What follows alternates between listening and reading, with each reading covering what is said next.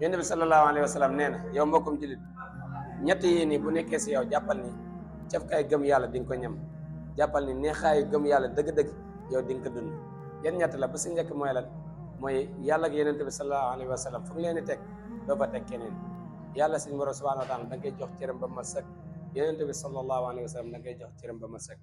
doo leen sax foowee fu mu leen di teg doo fa teg kenn. deuxièmement mooy lan